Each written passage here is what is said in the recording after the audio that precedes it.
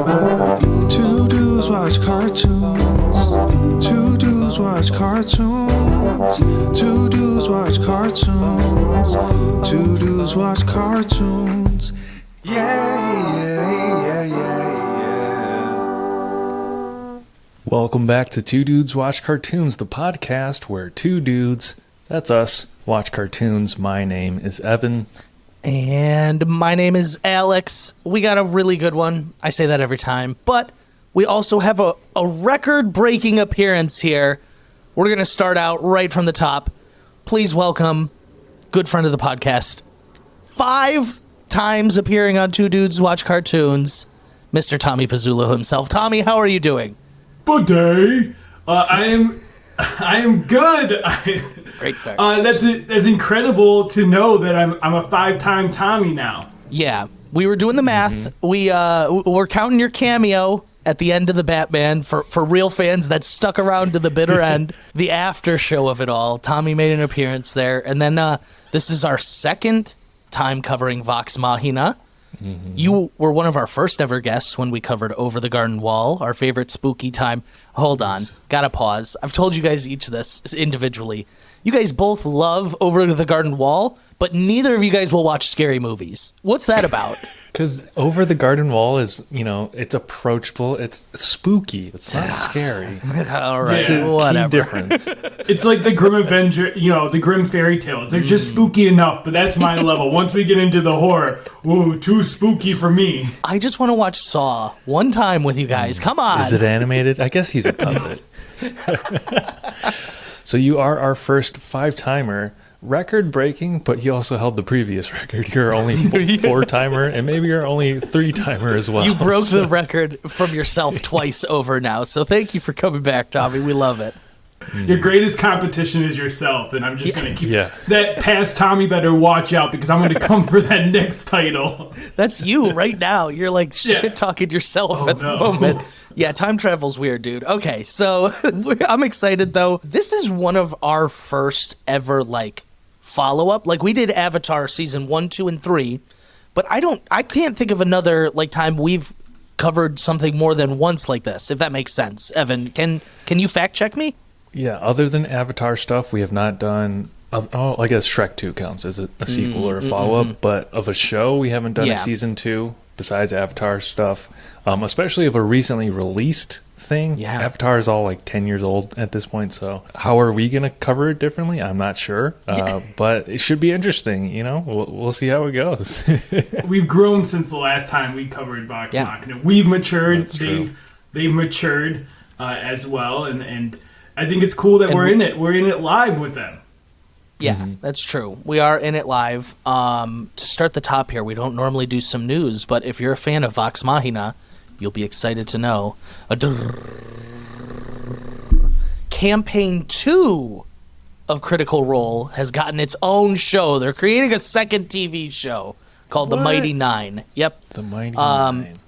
Tommy, give us a little introduction or a teaser, if you will. Yeah, so this was big news. It came out very quickly after the first batch of episodes that Amazon has made a deal with Critical Role for not only the Mighty Nine TV show, which we can dive into. It's to describe it compared to Vox Machina. Vox Machina is your classic D&D campaign with your adventures, and that's campaign 2 as well. I would say it's a little more political in a way, a little more mystery going on, a little more seediness, but they also signed a first look deal for a movie with Amazon plus future seasons, so we could be seeing a whole thing going on with the Critical Role gang. It's a Critical Role universe, if you will, a Critical Role verse, which is exciting.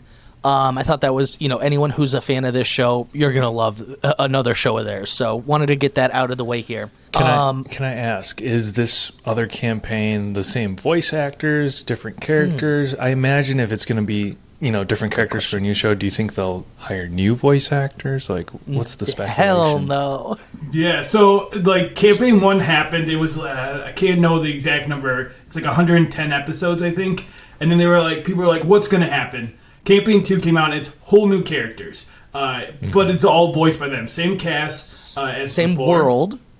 Same world, yeah. So it's set, I think, 30 years after the adventures of the first campaign. So same world, you'll see some NPC characters that exist in both. It's a lot of fun for critters to discover that stuff. Matt is such a good DM where he sits on this stuff for years. Like there's things that come out 3 years later in campaign 2 that he set up in campaign 1. So very fun stuff. Ooh, that's cool. That's cool. Ooh, okay, that's fun. Well, we got a lot to cover then, which I know is really exciting. So I want to actually start off, before we dive into anything, I did some homework. I looked back at our last episode, and I was seeing if we had any predictions. And we didn't necessarily have predictions, but Tommy, you asked for me and Evan's hopes for Season 2. What we wanted to see out of Season 2. And so I have both these written down. It's kind of funny. That's why I want to bring it up. Evan wanted less of an adult animation feel, less raunchy humor. Now, how do you guys think they succeeded or failed in that mission in Season 2? I think it was a little more tame. It was tame. Not tame, but it was not as pronounced as maybe the pilot episode of Season 1 was. Mm-hmm. I'm okay with the level of raunchy humor there was. That was going to be my question. Would I have preferred less? Absolutely. Keep so cranking it down. Season 3 or this other new series, whatever. Tommy was very convinced after your want, Evan, that they were going to dole it back. He said, I have a feeling they will listen to the fans because we weren't the only ones saying that. And I agree with Tommy. I think they definitely brought it back in a little. What do you think about the raunchiness, the overall raunchiness of Season 2, Tommy? Yeah, I think I agree with you guys. I think it's still there, but it feels less forced. I feel like Season 1, especially in the beginning to introduce Scanlan, they were just like, here he is the dick joke guy. And Anal I feel beans, I think it was. Yeah. Yeah. And if I'm not mistaken. All right, maybe bring that back. But yeah, this Evan's time like, I felt on. well, actually. But yeah, I feel like this time they did a good job of incorporating it into the plot, and kind of also specifically with Scanlan into his it's a mask almost, building into that Scanlan backstory that we see towards the end of campaign, or towards the end of Season 2. Yeah.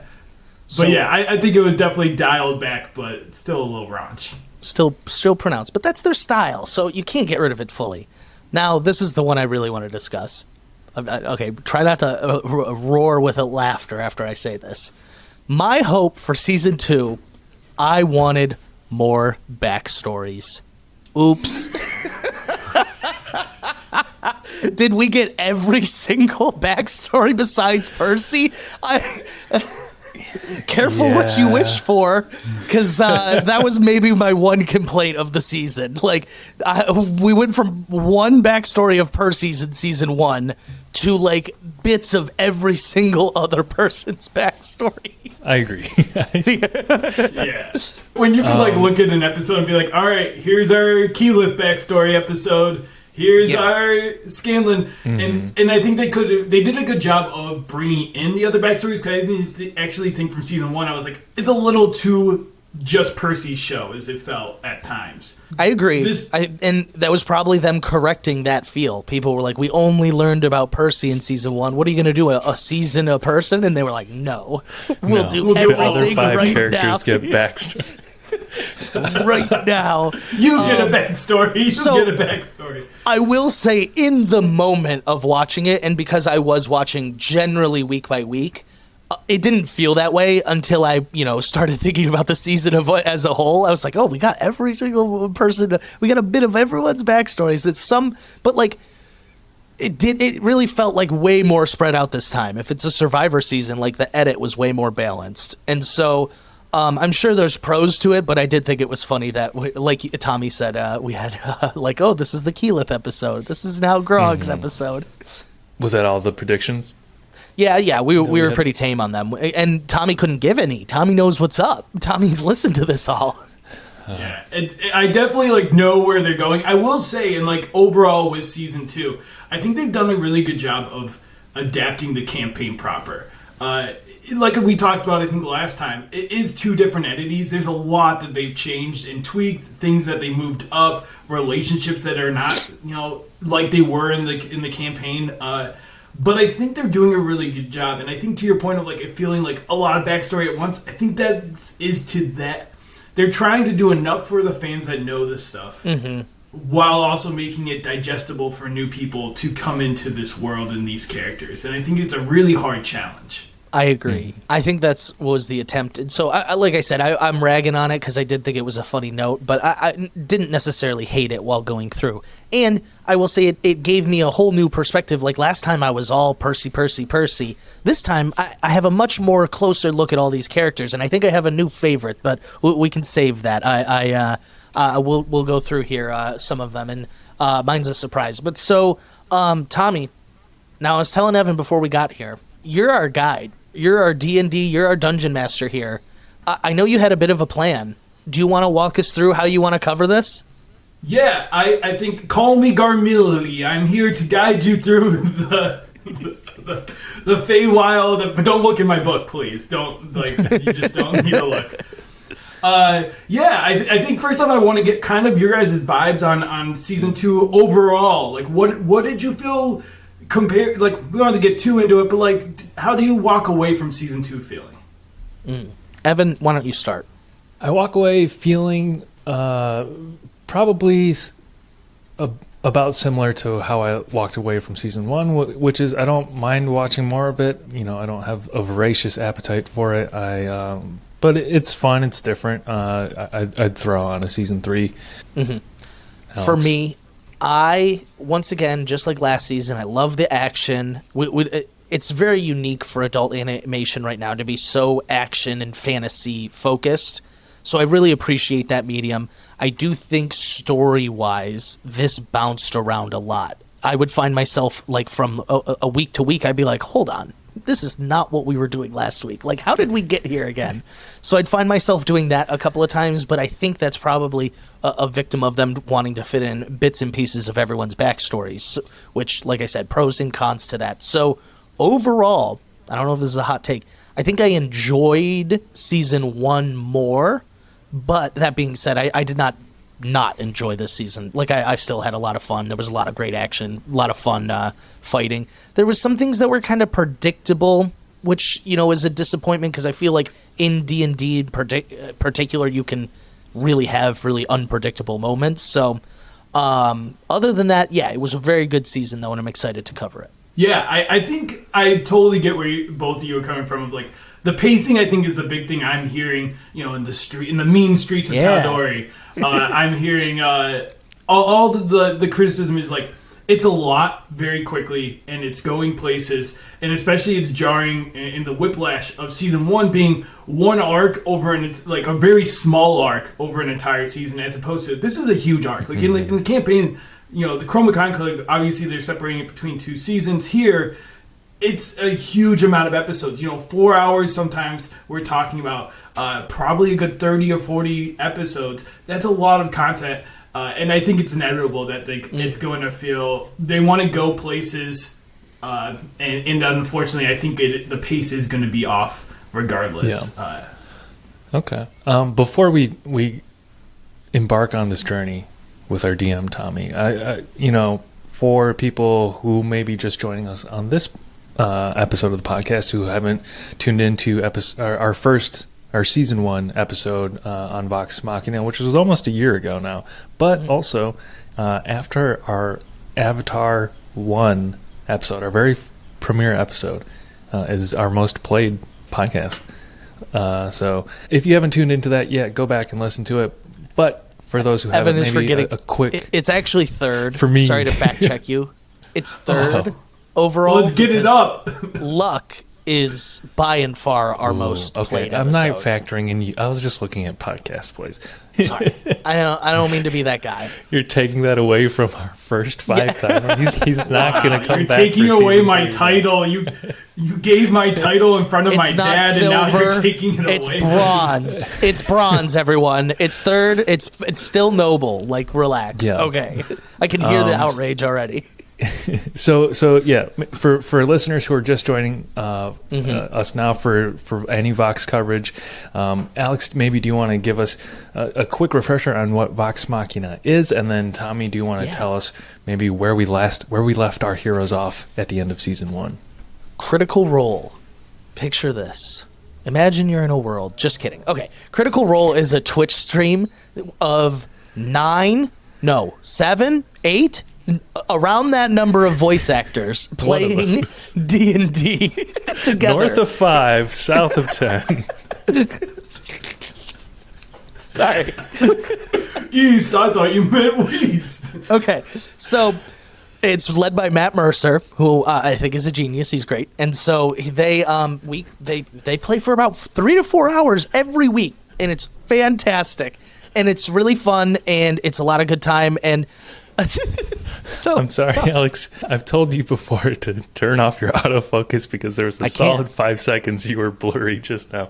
But you're back. Sorry. You're good. I'm back. Sorry to interrupt. I can't turn off the autofocus. I love it. Okay, so Critical Role, all of them, sold the rights to these stories that they were playing on D&D, which is just a fantastic, what an amazing story. They sold it to Amazon, and now they're going to have 2 separate shows, 3 seasons, and Lord knows just more and more and more content is going to come from them to Amazon. So that is Vox Machina. That's what it comes from. It's their campaign 1 that they did a few years ago now. I have no idea. Long time, actually, I'm guessing. But Tommy, that's why we've brought in Tommy. He's been listening. Tommy, have you been listening since the beginning? Or fill me in. No, so I discovered them during campaign 2. I went back and I've watched all campaign 1, campaign 2. I know it now, and I'm currently watching the campaign 3 journey that they are currently on. But yeah, I think you nailed it. It is just cool seeing a friend group. Obviously they are very successful voice actors in their own right, but seeing them succeed in this way and just being a group of buddies just making content is beautiful and something I would love to have in my life. But yes, wink, where wink, they are... nudge. Wink, wink. Yeah. Hello, Jeff Bezos. Yeah. Amazon, hey. Hey, Alexa, if you didn't catch that. But yeah, where are they now?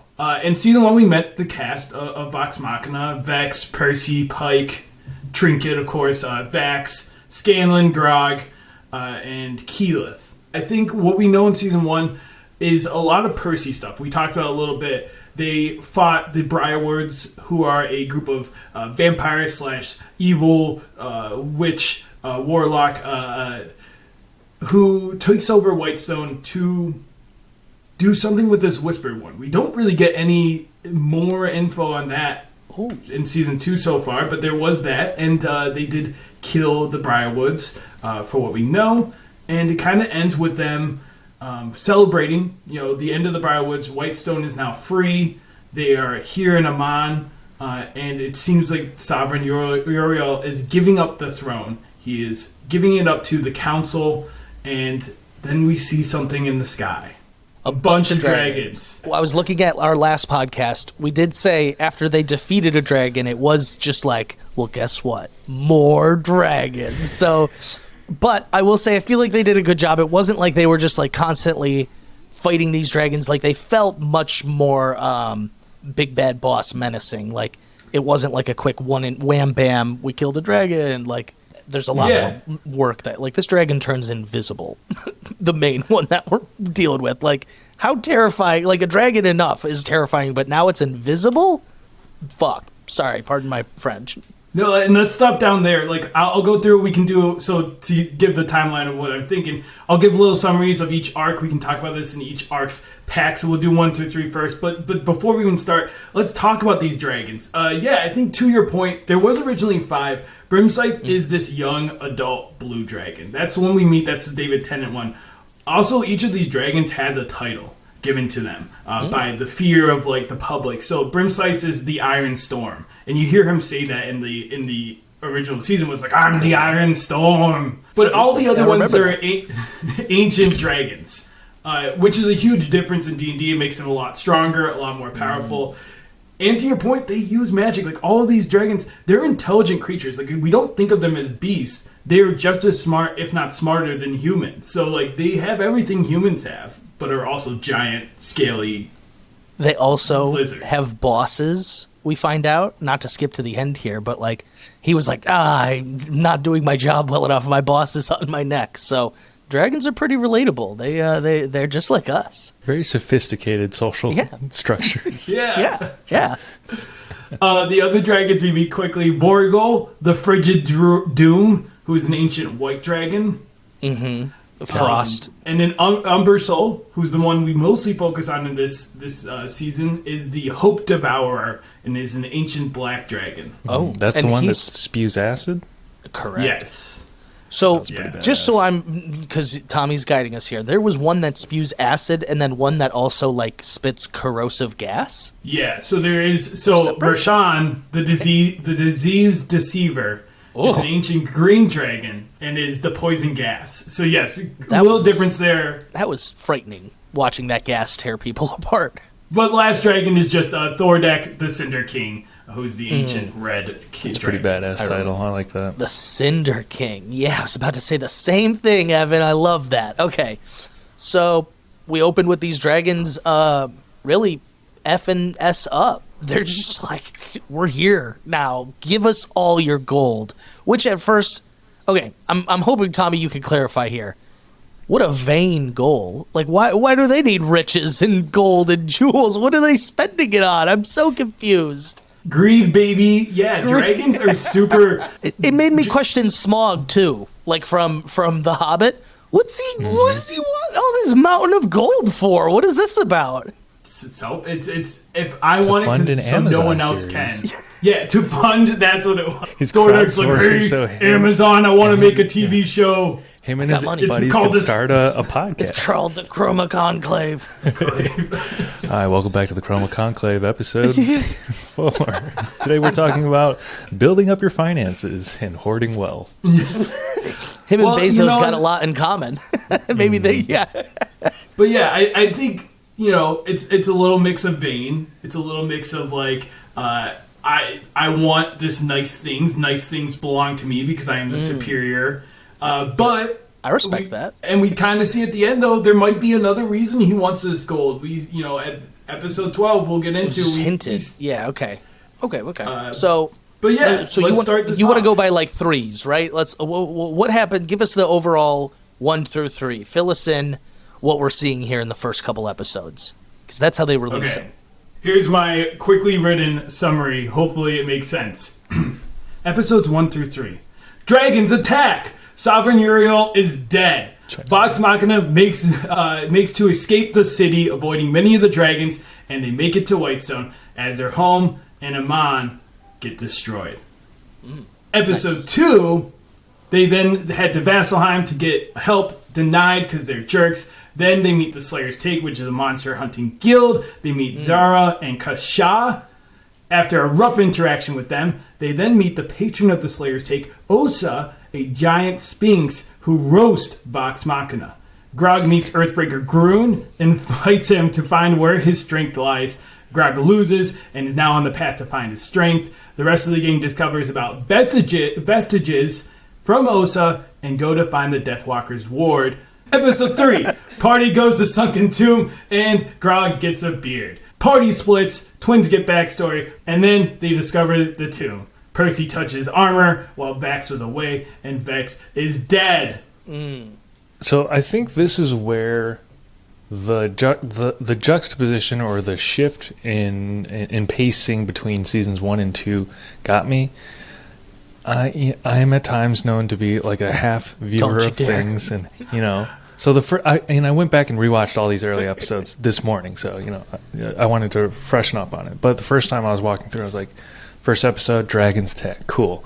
I might have been scrolling on my phone for episodes 2 and 3, but I was like, what the fuck are we doing now? Like we were talking about dragons, and now we're looking through a tomb. But then it ends like the vestiges is sort of like the MacGuffins of the season. Like there are 5. Which Why aren't there 7? We can unpack a little bit. That I don't know. That felt a little paint by numbers for me. It was like, all right, now there's 5. And so throughout these 3 episode sets, it's like, all right, now you go get yours and you go get yours. And how this D&D one will whisper is, this to Evan. you. I'm just saying that's where maybe the transition to television or the different format doesn't translate as well.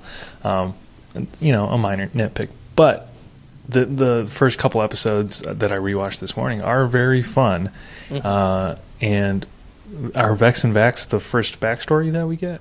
Yeah, because this is such a big part in the campaign. Like, this is what happened in the campaign. You know, obviously the dragons are intense, but the big thing here is the sunken tomb, the place where Pervan lies, and they get the Deathwalker's ward from. And that is how it happens. Tolson, who plays Percy, just...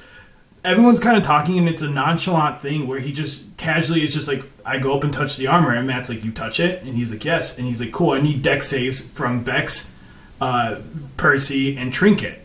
And what happens is, Trinket does fail, but I think that Trinket just dissipates, comes back later. Trinket's a good boy. He'll be back. But Vex gets down to 0. And this specific spell, there's certain spells where you get a chance to revive, and you get, like, death saving throws, as Alex is familiar with, has probably rolled a couple. And there was no chance for that. This was an insta-death because of the magic, because it brought her down to 0 in that way. And Vax comes back, and it's so sad. Liam is sobbing, and I think that's Liam sobbing at the end of episode 3 is terrifying. It's so sad. That's the thing we are missing, Evan, is they get real into the acting when they're at the table, and they'll cry sometimes. Fair. You know, I'm not viewing it with that additional context, so, you know, any of my criticisms don't have that attachment. Take it with, you know, take my and I am heavily biased, so take that with a grain of salt as well. Yes, so they get the first vestige here in the tomb, though. This is the one that, and I'm going to mix up their names. It's What's just her name? The Maven Ravens or something? Or Mistress Matron of Ravens. The Matron of the Maven Ravens. Like she's a sports team.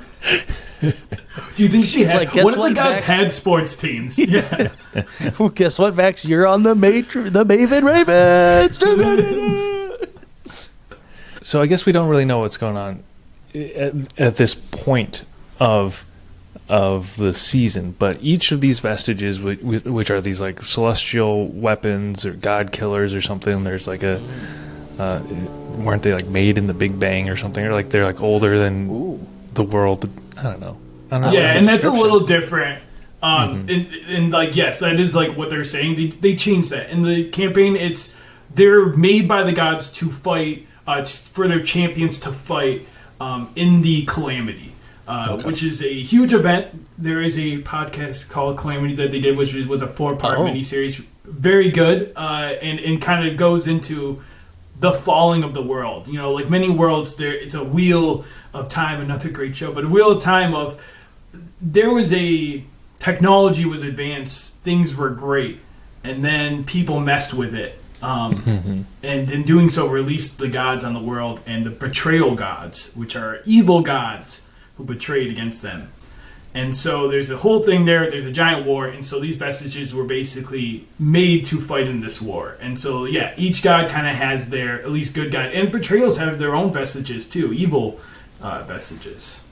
Give me one of those. Wait, is the sword, Grog's sword, is that an evil vestige? No, Craven's Edge is a different thing. I believe Craven's Edge was like a great warrior back in the day, basically transformed into a sword, and is now hunting for blood and hunger to be quenched. Extreme hunger for blood. Yeah. That's Grog's whole thing. I thought the season, in the beginning, because I'm picturing season 1 was Percy, I thought this season they fooled me. I thought it was going to be a Grog season, which there was a lot of highlight on Grog, but with the sword, I thought it was going to be a Grog-focused season. Yeah, I think to me the big ones, Vex and Vax, definitely big. Vax with the whole Deathwalker's Ward and what this means being the champion of Ravens now. But I think Grog definitely got some big stuff. I think the people that I feel were backseat this time around is Pike and Percy, definitely. And then a little bit... I wouldn't even see Scanlan because he got some huge moments towards the end. Maybe I don't think you can include Scanlan. I think it's only Pike and Percy, which they're the two who had like stuff big going moments, on in the first season. They very deliberately. And we even got a little bit of Pike's backstory here. Like, Percy was like, boom, sidelined. I was going to say, this season felt a little bit like when you get into a new town in Pokemon, and like your starter is a pretty high level because you've been using him to cut through the fields and get to the new town, but like the rest of your party isn't ready for the gym trainer yet, or like to make it through all those battles, so you got to level everyone up. No, and I think you nailed it, Evan. Like, that kind of is what it was in the campaign. Like, they did the Briarwoods, and it was like, okay, what do we do now? And they were kind of talking about breaking up, and Matt's like, cool, these dragons arrive into town, and Grog goes to hit him, and Matt's like, he's like 19, he's getting ready to roll the damage dice, and Matt's like, doesn't hit, and they're all like, a 19, which, like, you know, a dice only goes up to 20. Obviously, you can add modifiers that make it go higher. A 19's pretty good, and it doesn't hit a dragon. They were like, we got to get out of here, and we got to level up. Let's get some magic items, baby. All right. Yeah, and that is a good summary of what they do. They break out, and they go find these vestiges. The first one they find is, what is it, an armor? Yeah, so, you know, we see what it does. These vestiges have different modes. So it's kind of like, think like with Pokemon, there's different evolutions. Oh. There's Awakened State. There's like another one right afterwards, which we see Vaxes kind of do. But they have each step has a new power that it gives them. In this one, it's kind of looks like haste, which he gets in another way in the campaign through boots of haste, which are OP and should not be allowed. But they end up moving it into his armor here, which that's how he gets the works. Super speed.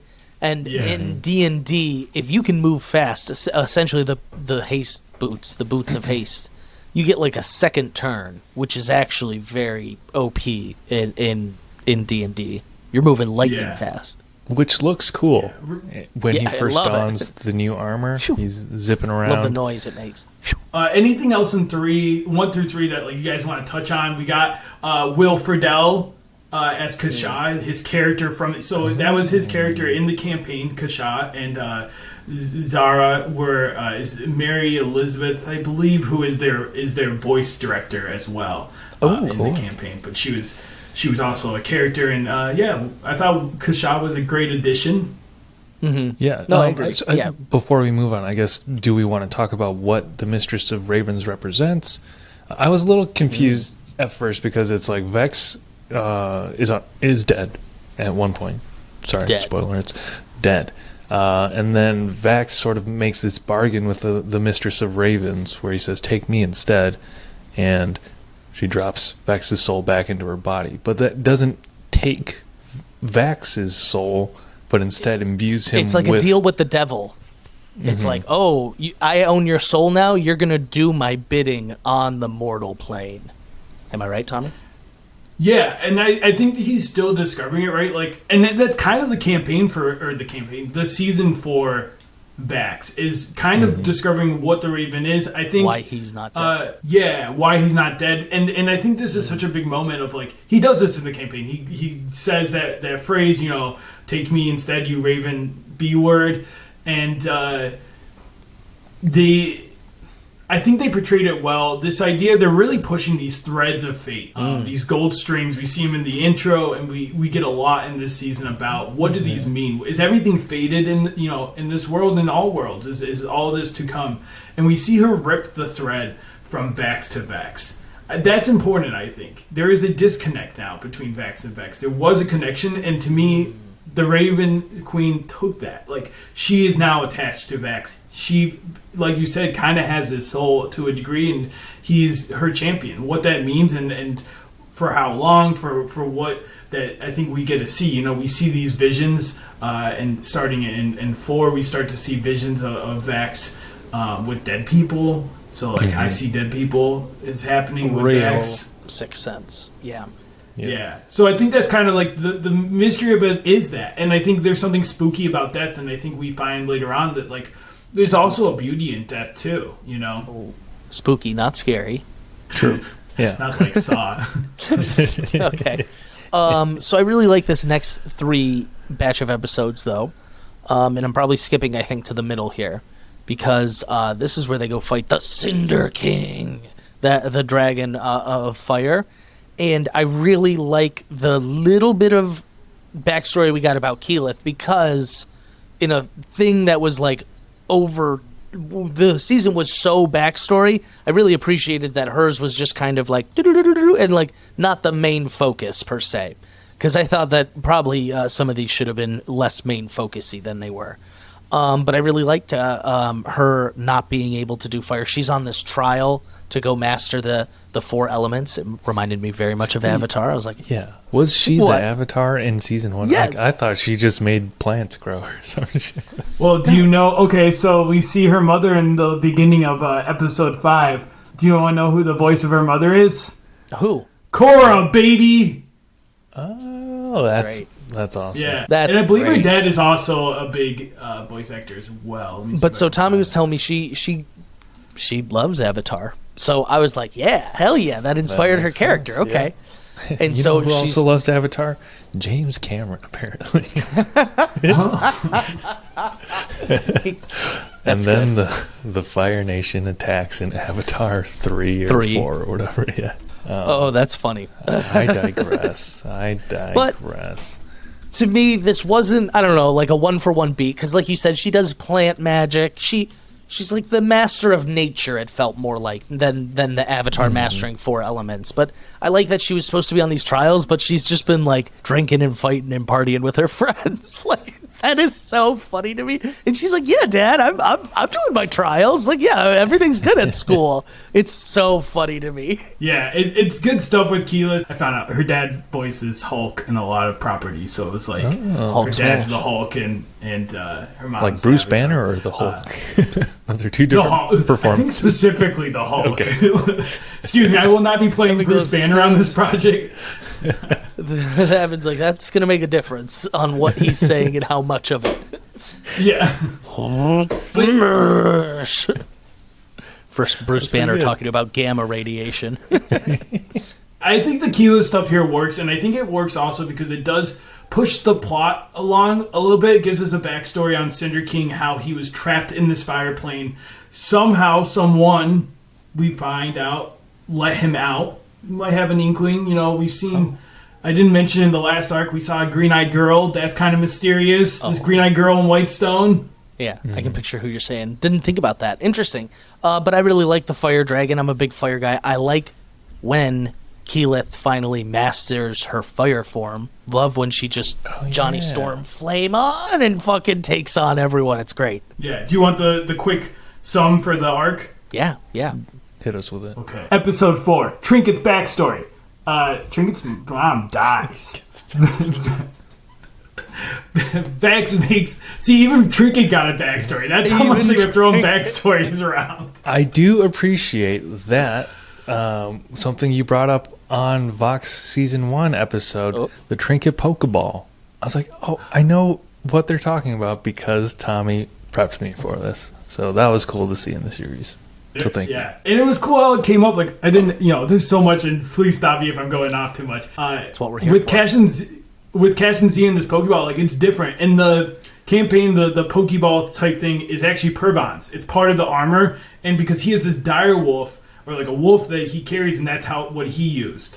And so, like, they were like, oh, this is perfect for Vex. You can use this for Trinket, so that Trinket... Because they're constantly worrying about, like, Trinket, can Trinket climb this ladder? No. What do we do with Trinket? All right, you got to stay outside the tower, I guess. Can Trinket go in the bar? No. Like, yeah. I also did pick up on more of like the door jokes this time. Like there's a moment, I think maybe when they're entering the tomb or something, where Grog is struggling to open and Percy or someone's like, it's a push, not a pull. It's a push. It's great. Yeah. Or something. And in the beginning, they get saved by a door, and they're like, first door to finally help us. I noticed that one too. I was like, oh, all these door jokes. Yeah. There wasn't as many like obvious ones this time, but it made them almost funnier when I did catch them. But it's all different. Like, Cash and Z are their friends in the campaign. Because they're friends in real life, they didn't really play that down. They were like instantly like best friends, and everyone's like, this is weird, you just met these people. And so I like that they made them more like enemies that Sketchy. became friends. Yeah. Yeah. Yeah. But yeah, Go on. Trinket backstory. Vex makes deal to bring Vex back with the Raven. Cash and Z suck, and they let out a beholder who definitely isn't a beholder, guys. It's definitely not what that was, but definitely clearly trying to be a beholder, but get around Wizards of the Coast and trying not to pay extra money in case things go south. The gang all gets petrified, and Vax has scary nightmares. Ooh. Fights Were per they bond. scary or spooky? We gotta define it. Spooky. They were a little spooky. Fights per bond, and the old champion of the Raven, but gives up and fully becomes the champion. And now he goes fast. Defeats Beholder, who definitely isn't a beholder. Definitely not a beholder, but definitely a beholder. Then that gets us to episode 5, like you were talking about. It's the Avatar. Vex gets a flying broom. Keyless becomes a fire elemental. Someone releases Thordek. That's scary. Episode 3, Osa's mate. We're going to meet him. He's Cammy. He's here. They decide to not please the Gorgons and fight them. Instead, they decide to wound Cammy, and for the first time. All of Vox Machina fails, but our good man Scanlan tries a sick love ballad to get to Cam's heart. Scanlan gets Mythcarver, and now he sees 2 other vestiges, but sad boy Umbersoul shows up, and he wants the vestiges and kills Cam. Everyone's sad. Grog goes mad and stabs Pike. Whew, yeah, you covered a lot. I already talked about, I love the fire stuff, the fire avatar. The other part in here that is just like fantastic was the giant sphinx. This one was Cammy, you said, and this is the one they're like, you need to hurt me if you want to get this vestige. And none of them could physically hurt him, but so Scanlan sings a love song, and he hurts him emotionally. I thought that was great. I thought that was beautiful. You didn't like it, Evan? You like that part? It was fun. The second Sphinx, was that the same voice actor as the big owl in Avatar: The Last Airbender? Oh, In Wuxi Tong's library? It sounds like him. I believe it is Tony Plana, who was the dad in Ugly Betty, if you watched Ugly Betty. Can't say I have. So it's a show. yeah, no, I know it is. I know. So it's not the Not the big same owl. voice, is it? Not the same. Damn. Yeah. It's always cool when that works out, but unfortunately, It was it's a not shot every in the time. dark. Yeah, the Sphinx. I really like that. Scanlan was like, well, obviously, I'm not going to be able to physically hurt this, but he was their last hope, and I really like how that played out. And the Sphinx was crying at the end. He's like, oh, my one true The love. song was a bop. I Yeah, it thought. was. It was a I good really song. liked the song. Major illusion he used, giving some nice visuals, some laser effect visuals. I thought it was a solid time. It's beautiful. Would have made me sob too in the moment. Yeah. But it's one of the few times we see Scanlan really useful to the group, so I appreciated it. And he gets emotional with this strange Sphinx. Like, he talks about, he's like, I just want love. I don't know what I'm doing wrong. Like, I want someone to love me. We heard it from Osa earlier when she roasted them, when she was like, no one cares about you, not even me. Not even me. Yeah, and that's kind of Scanlan's whole journey is like looking for love, but realizing, he's got some of it staring him in the face. And he's always running from love. Like we'll get into it. I know I'm jumping ahead here, but we meet his Takes daughter. a weird turn. I knew Evan. Okay, wait. I'm gonna make 2 predictions. Evan hated the Scanlan and his daughter stuff, and Evan hates that everyone is coupling up. I didn't really care or mind the second one. I didn't hate the Scanlan's daughter stuff. It was just a weird twist. I was like, oh, are we doing Old Boy now? It got weird. It was strange. It got weird. I just wanted to mention we can transition into the next arc, but with 5, did you guys like the Craven Edge Grog pooping and the nice Scanlan poop accompaniment that I now request all my friends to play poop music while I'm pooping from now on? Yes, I enjoy the music. I think so. Yeah. And any poop joke, of course, I think is hilarious. I also think Craven Edge is interesting. Like, think about it. This is like a very powerful, charming sword that is trying to use people to manipulate them to get things. And he gets the dumbest person in the world. He has a 6, like his stat is a 6, which is a -3. So every time he rolls something with intelligence, he needs to deduce 3 from it. Like, he is a dummy. Well, he portrays that well. Did the sword help him grow that beard? Is that what was going on there? Is that how he got the beard? So some magic items here. So the belt of dwarven kind is what's giving him the beard. So we see him get a belt from Gilmore early on, and That's they what gave only him the focus beard? on. So they only focus on this, and what it is, it's like he's got a 50-50 chance of getting a beard each day. So it's like a big deal of like. Travis is rolling this in the campaign because notoriously Goliath, which is what Grog is can't grow beards, can't grow facial hair. So he's and excited. So it's like a big deal.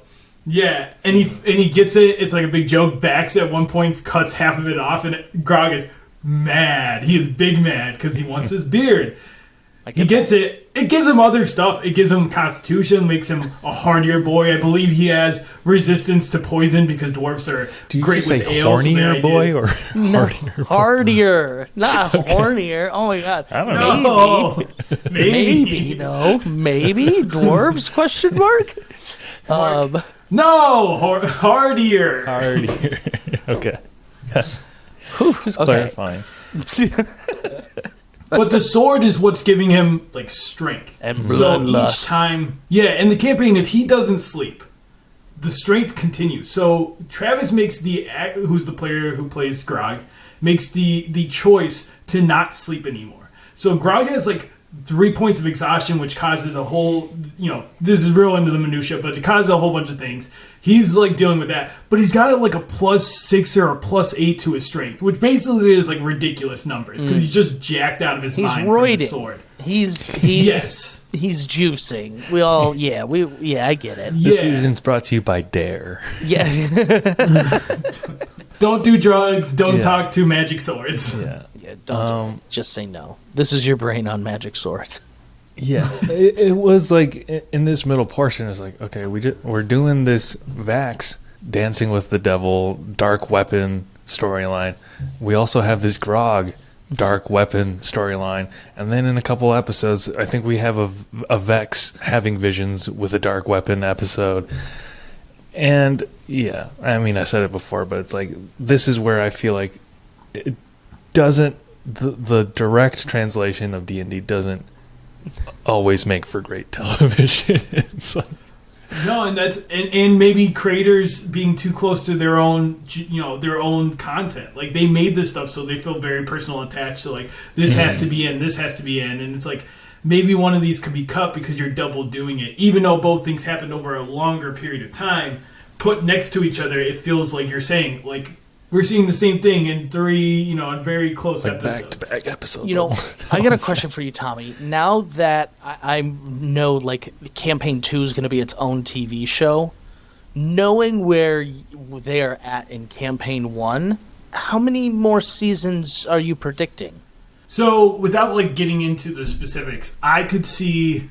So, right now we got 2 just finished, 3 is being made right now.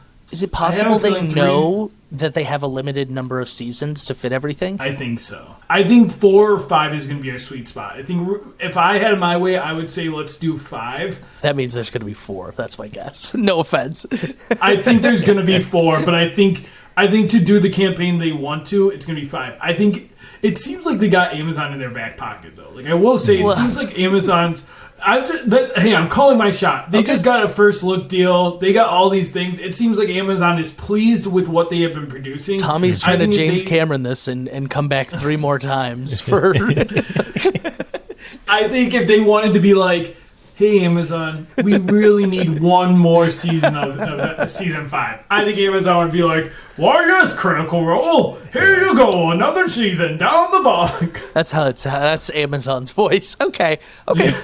I get what you're saying, because I was just thinking, I was like, it does feel like they're rushing maybe some things. Maybe they know they only have 3, 4, whatever seasons. But so Tommy's guessing 5. I'm a my hope is 5. My guess is 4. Like I do agree with you on 4. Yeah, because then they also got to do the Mighty 9, which could go 3, 4 seasons. You know what I mean? Like it's a lot to be working on at once. Yeah, I think it'll be around for a while. Just because Amazon is desperately looking for their hit. It's a drop in the bucket of however much they spent on Rings of Power, which was like billions. It's like the most expensive TV show of all time. Did it flop? Production-wise? I didn't finish it. I don't know that it flopped, but it Okay. didn't receive like critical acclaim. It was fine. I got you. It was like It was fine. I think What I it always was appreciate beautiful. about Amazon is like this and The Boys. They're not afraid to like really push an animated property. Invincible. Invincible. Oh yeah. Oh, that's what I meant. Not The Boys. They're very similar. I'm so sorry. I meant Invincible. Yeah, that animated the boys special. That it was so Well, they good. did. Yeah, they did do an Yeah. animated Yeah. Boys special. You're right. And perhaps this is I don't think there's necessarily a common thread through all these, but one of the things that I Thread of don't destiny. necessarily love that I think I see in Vox and The Boys and Invincible is like the gratuitous levels of violence and like raunchiness is a little less Not so you clutching in your this one. pearls. Yeah, I'm clutching my. No, it just at times I don't know. It When feels one of the Goliaths tasteless? snapped a child's neck, I was like, "Whoa!" I was like, "Whoa!" That was probably the most like for my. I think that like there's times and place for it, obviously, but at times I feel like some of it maybe I'm thinking more of The Boys and Invincible, but it's Mm-hmm. it feels a little more for shock value than any storytelling value or anything. But that does, nothing to do with Vox. No pearls being personally. clutched. Yeah. No, I mean, I think they can. I think most of it is for story purposes, but I do agree with you. In general, I think Amazon is walking that line of, like, are we trying to be the gritty, like, all of our shows need huge amounts of violence just so that people know we're the bad boy of streaming. Amazon, come over here. Number one think that's streamer, what they're right? going in the for. top 10 list. It's because if you have an Amazon Prime account, you automatically get Amazon Yeah. Video. I've realized. Their biggest hit is 2-day shipping, which is not even like universal anymore. It's like usually it's like 3 to 4 days now. They don't get In Arizona, 2-day there's shipping. there's a center here. You can get a lot of things same day still. But back to this made TV show that they've put together, Amazon. This is not an ad for Amazon. Speaking of ads, though, we're going to take a moment and hear from our sponsor. This podcast is supported by Lumina. Lumina is an AI-powered webcam that makes you look good on every video call. 4K resolution, adaptive color correction, autofocus and bokeh so you get that nice blur in the background, and of course my favorite feature, the AI cameraman that follows you around the frame to keep you centered at all times. Zhuzh up your video calls and stop looking like dog doo-doo with Lumina. You can use promo code 2dudes for 10% off your purchase at getlumina.com. That's code TWO dudes at getlumina.com. Back to the podcast. And we're back. Wow, I love that ad. I bought 20. You put the discount code in. It's great. Okay. They're pretty Well, expensive. I hope you don't buy them. I hope you put the discount code in. So I think this is a good transition Welcome back to our coverage of Vox Machina Season 2. We're here with Tommy Pezzulo. Also, I don't think we really introduced you at the top of the episode. I definitely Co-host did. I said 5 of episodes. Of Star Wars. Do you want to introduce yourself real quick for our listeners? No. Hey, I'm just a guy that came off the road. What's up? Stop. I gave him so much due credit. I'm sorry. Michael O'Rear, I'm so sorry. Tommy is the co-host of a great podcast. One me and Evan have been on a bunch. It's called Stark Wars. Please go give it a listen if you love anything Marvel or Star Wars related. They are the place to go. I'm so sorry. I got excited. It was Tommy's 5th time. We got a cake. I'm just kidding. I know. Yeah. No, I want a cake. So what's the next couple of episodes we're looking at? Okay, let's move on. Episodes 7 through 9. Here we go. Keyleth, Vax, and Percy go to the Fey Realm. Meet Garmilli, a satyr who draws PG-13 drawings in his book. And we discover that Vex and Vax's home, the city Sengorn, is now in the Fey Realm. Grok, Pike, and Scanlan are dealing with Craven Edge, which is real bad and just wants to eat Pike's blood, which we don't love. Grog breaks it, losing all his strength. He's wimpy Grog, and a fun little travel song, Making My Way, is played as Grog gets tortured, but they end up in front of a small cottage. Episode 8 deals with meeting Vex and Vax's dad, Slydor, who is Troy Baker, the voice of Joel, who, obviously Ashley Johnson is is the voice of Ellie from Last of Us. Vex gets a very fancy title. Then Vex gets seduced by Sandor, an evil tree archfey, but wins and takes the fancy bow Fenthras. Garmilli is the traveler. That's a big thing. It's just a note. It's just a no. He's something else. On the other side, we see who's in the cottage. It's Pop Wilhelm Trickfoot, who's played by the Fonz. I knew it sounded familiar. I couldn't figure it out. Mr. Henry Winkler himself? I thought you were gonna, when you said the Linklater joke, I thought you were setting up for Henry. Yeah, I thought you were gonna start. I love Henry Winkler. What a treasure. You mean the Atom Smasher? Canonically in the DCEU. It's the best joke you've ever made, Evan. Ever. Thank you. That's for all 4 people who've seen Black Adam. Or the people who didn't blink and miss him in that movie. Everson had more screen time than Henry Winkler did in that movie. Everson is in the same movie as Henry Winkler. That's pretty great.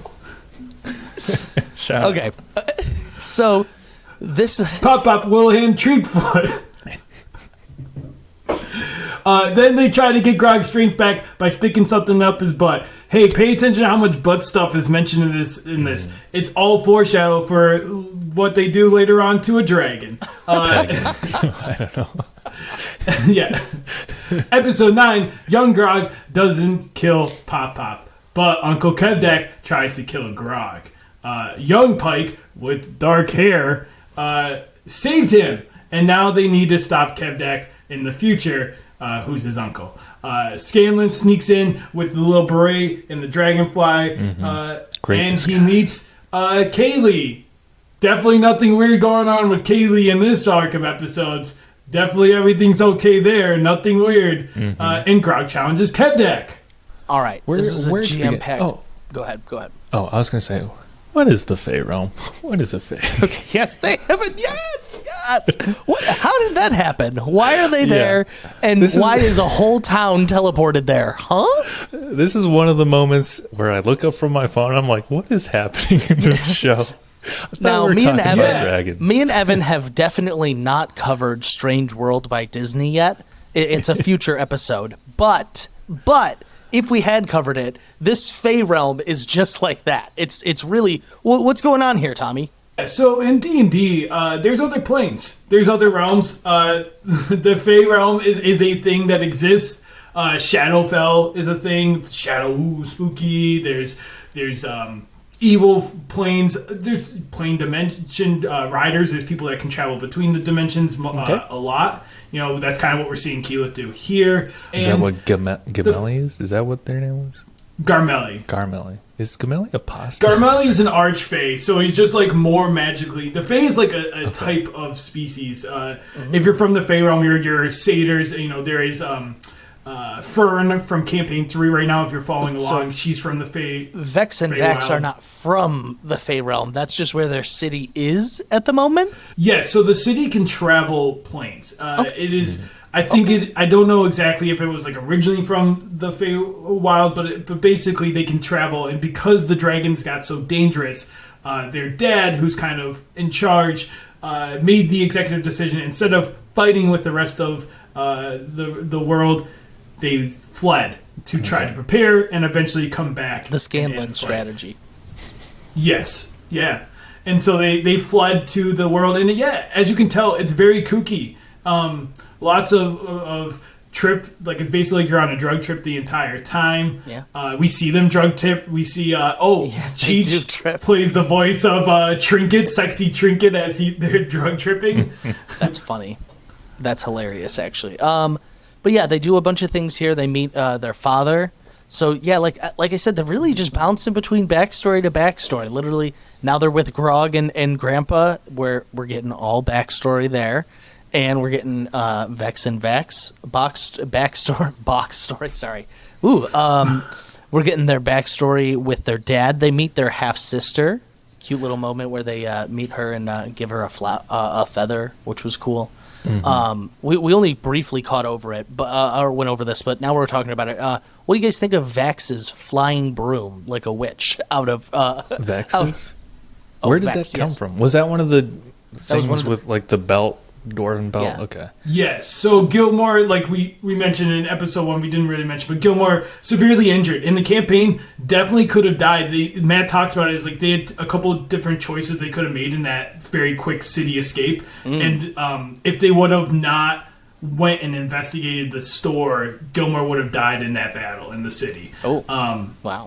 He survives, and he gives them all of these magic items. Nice. Yeah, not to dwell on episode 1, but it really just made me laugh because last time we talked about Vox, we talked about Vex's Peter tingle, her spidey sense, and the episode starts with the dragons flying in, people screaming, like, dragons, and then it cuts to Vex, and she goes, and it's like, it's a little late now.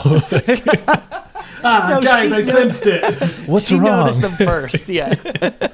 Is she like a fake fortune teller that's like, I saw the dragon's here? Oh my god, the dragons are coming. I can totally sense it. Oh, there they are. Yeah. The broom in the campaign is different. It's actually brought in by a guest, Chris Hardwick, who came in. Like from Talking Dead? Your idol? So my.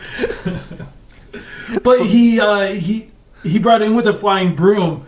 He fell into lava at some point, and during that period, Vex did some questionable things that people think should have made her maybe chaotic evil at times, because she decided to steal the broom, lie to Chris Hardwick's character, and tell him that the broom got destroyed in the lava when he fell in, and just stole it from a guest. So Matt had to be like, all right, I guess you have a flying broom now. Like, let's work with this. Well, and the only reason they included it is it ends up playing a big part in one of the final battles. Otherwise, they might have been like, you're not stealing Chris Hardwick's broom this time. Was it? Yeah. Was it another situation where plot campaign wise they just needed to be able to travel faster or fly she after stole dragons? it. Because, well, yeah, but then also Vax gains the ability to fly this season. I don't know.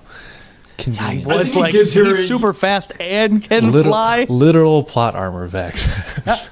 I think they wanted to give everyone like some sort of, Power we up. talked about in the beginning, like they're getting powered up. I think Pike's really the only one that we don't see as super, but she kind of got that last season, and I think Percy kind of got his last season. We're seeing like, Keyleth gets fire elemental power. She can turn into this giant fire being. That's a level up. We see. So I think giving Vex, like, obviously she gets the bow, but I think the bow and the broom. the broom is such a big part of her combat strategy, like from this point on throughout the campaign. So I think it's hard to do it without feeling like you're changing the character if she's not using that broom. Gotcha. I see. Right. And it is That's pretty fair. cool. She's like Her shooting arrows are dope. From Her the- arrows are sick. There's one that looks like Combustion Man right out of Avatar. There's one that like grows plants and wraps someone up. It's really sick. So no complaints on my end. So what's special about this new bow that she has? It's a vestige. So it's another vestige. But why? And What does again, it it's do? like it.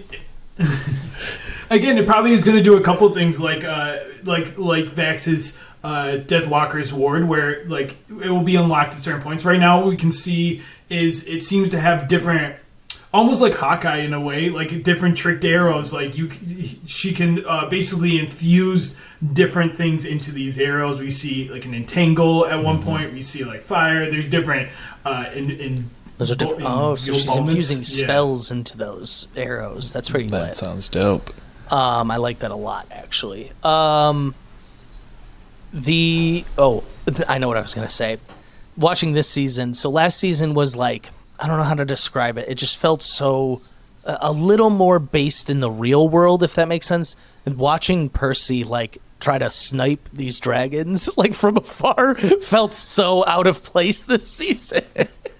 Yeah, Percy's a hard thing because it is like whenever you introduce guns into a campaign, it does take away that feeling of fantasy to a degree. It's hard.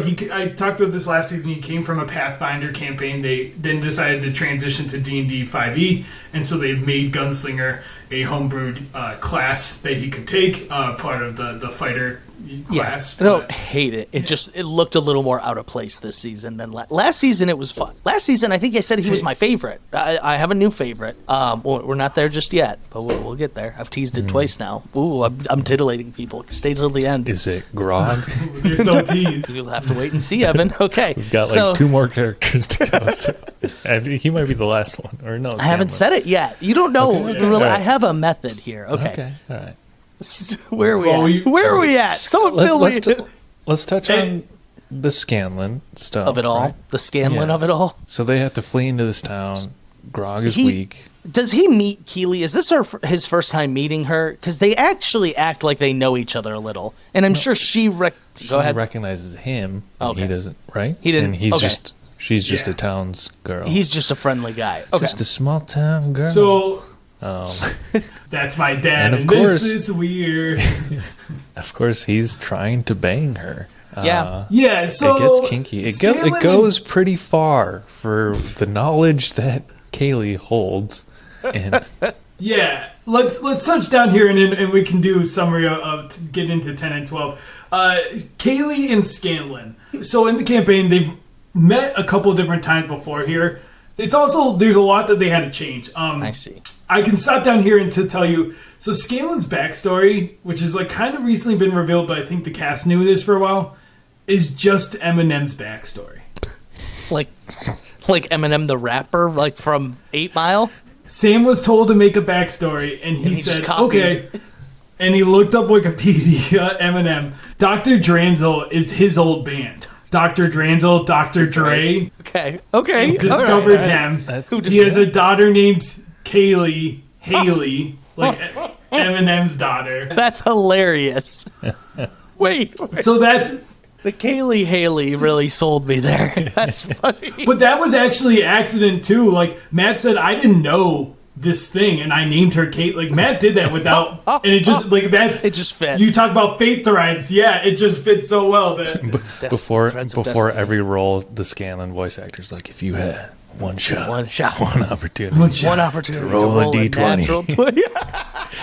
But yeah, other than the Kaylee being like accidentally perfect, the rest was like Sam said. Like he's like, I planned it around Eminem. Like that was his whole storyline. That was the idea. Was he was discovered by Dr. Dranzel. But they changed that because they didn't want the focus to be on Dr. Dranzel and Scanlan meeting it, being like, hey buddy, like it's nice to see you again. They wanted to focus more on Kaylee, and so instead they showed that being the focal point. My first question to Tommy, though, when I saw this scene of Scanlan almost hooking up with his daughter, was how old is Scanlan that he has this daughter? So, I was like, yeah, what? in a legend hookup, he hopes it wouldn't get that far. He hopes he would have stopped himself. Which he did. But so in Yeah. this show, canonically, he doesn't know her yet, right? No, in the show, this is exactly how it goes. Like he does, Yeah. which we haven't even. Let's stop down here. The song they sing in the tavern. Did you listen to the after credits? No. No. They play the whole song. It's a song about masturbation. It is a song about I remember that. self-pleasuring. Let me And cue it. Evan's like, well, hold on. Let me go back and check that out. All right, I'll be back in 5. and it's a little weird when you think about the fact that there's daughter and dad singing this song. That's why he together. thinks he's about to get lucky. Like, I know. Yeah, it was just it was strange. It felt strange to me because it was like the plot of Old Boy, but like Kaylee knew. stop This bringing is up my Old Boy, please. Great movie. by I the think way. in a way. Also, the Josh Brolin one, not half bad.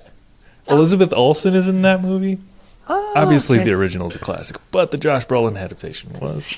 I didn't know you were such an Old Boy fan. Yeah. Listen, Evan, I hear you. It's weird. I'm not going to sit here. This is like a. It's supposed to be there's a certain part of it- weird. It's supposed to. Yeah. Listen, I got into anime this year, and there's a couple parts that Britt had to tell me, this person is weird. Just accept they're weird. Yeah. It is what it is. I think with this, it's supposed to be the transition of Scanlan this is a big thing for him in the campaign. This changes his whole perspective of he now has this person to care about, and he doesn't want to let her down. And so I think we see the last of like his philanthropist like glory days. But yeah, the question of the age, 69. is his age, which is not that old in gnome years, but yes, he is 69 years old. So they've moved Scanlan's backstory away from Eminem now? Are they just replacing it with Maya Rudolph? Well, they're not chasing. They're not chasing Dr. Drizzle anymore. I just wanted to make the Maya Rudolph Eminem joke. I was like, you don't care. But let's get into this final arc, and then we could talk about all this. Yes. Find out Brizz's favorite character, the big suspense that everyone's waiting for. Brizz's favorite character. It's gotta be. It's Craven's Edge. We'll see. We would have spent this season on Grog's backstory.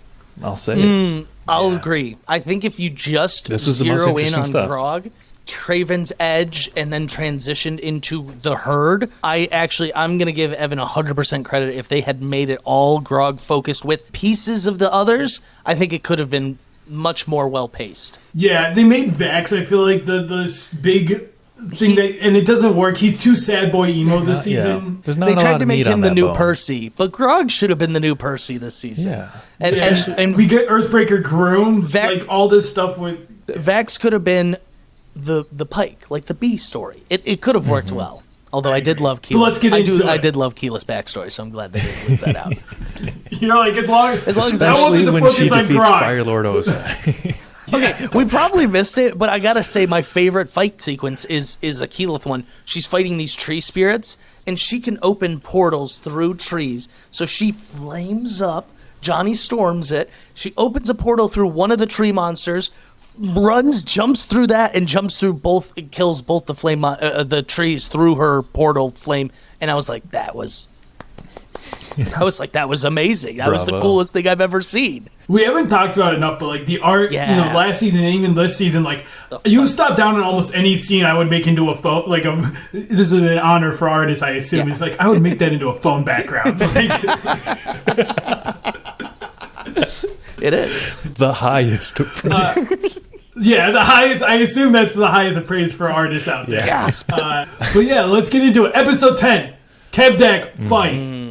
Grog gets his strength back. We get an epic, like, anime-style battle. Scanlan sings a creepy song with Kaylee and then tries to sleep with her. But it's his kid! Vax gets more moody and goes swimming in blood.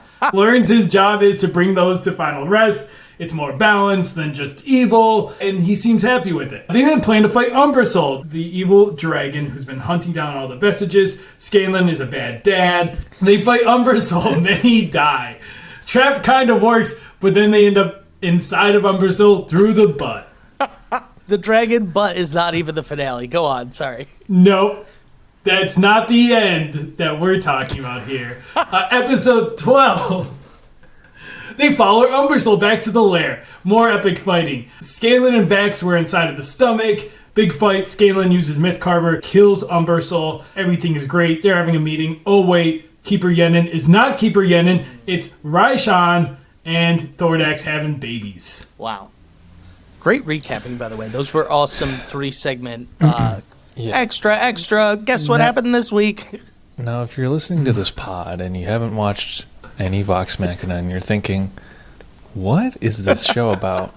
Let me just reassure you, I've watched this season and I don't know half of the stuff Tommy is talking about. The dragon butt. Okay, let's go over these last 3. I think have some big highlights. Yeah, we talked about Scanlan. Should we start with the dragon butt? No. Tommy's favorite part, I think, of the whole season, sorry if I'm talking out of line, is the Kevdak fight. Am I correct, Tommy? I could rewatch that Kevdak fight a lot. Yeah. I think it's such a good combat. It shows like D&D turn order to like what I really like about it is like we see like it feels like each person is taking their turn. And even like Kevdak goes to like, you know, in D&D sometimes you have to get out of traps. He's trying to get out of Entangled, but it fails and it re-catches him. Like stuff like that really worked for me. I think the music added this like epicness to it. Seeing them like again, I think the journey of them from season 1 to here, where it's like season 1 they were buffooning their way through a lot of these fights. They're like in sync now. They get each other. They know each other's strengths. There was a lot of really cool saving each other moments. Mm-hmm. There was. That's a great highlight. And I think the highlight of the fight as a whole, and I actually watched a YouTube video of like the side-by-side of them doing it in the campaign versus the episode.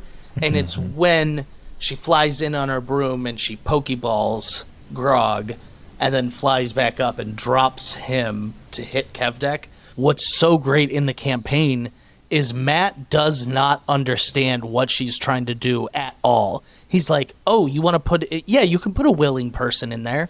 And he thinks she's just trying to save him from all the action. But she's like, no, I'm going to drop him on this motherfucker. And it's so great watching Matt put the pieces to, like, it's fun watching them all put the pieces together as to what she's about to do. And then I was like, oh, yeah, that was actually a really epic moment when she dropped Grog from so high up. Does that become like a signature move? No? Yeah. Maybe. I would say no. I think it was one of those where Matt allows it this one time because Matt wants to see them do cool stuff, right? And if they think of clever things, he wants to see them succeed because, like, that's the whole point of this is having fun. They talked about this a lot of, like, not like the actual move, but a lot of like, can Grog go inside the Pokeball? Well, yeah, probably. Like he's about he's the same size as Trinket, like willing creatures. Like there's a lot that went into it. But this moment was so epic. But like it comes with consequences. Grog takes a huge amount of damage from the fall. So in it, it's basically like he cleaves Kevdak. Kevdak dies. And then Grog crumples as well. So they both, they kind of showed it in the episode, but yeah, like they both die, and it's such an epic moment. The kill box, as it's known, is such a great episode of like combat got to the extremes. It's the first time they use a full map with minis.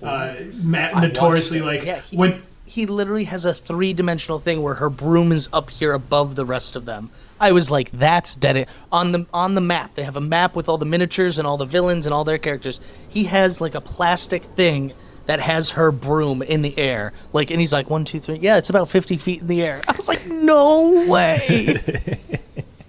Yeah, and he got toothpicks. He went to dinner with Tollison, and Tollison's like, he's like, I was wondering what you grabbed like all those toothpicks for at dinner the other night. It's crazy.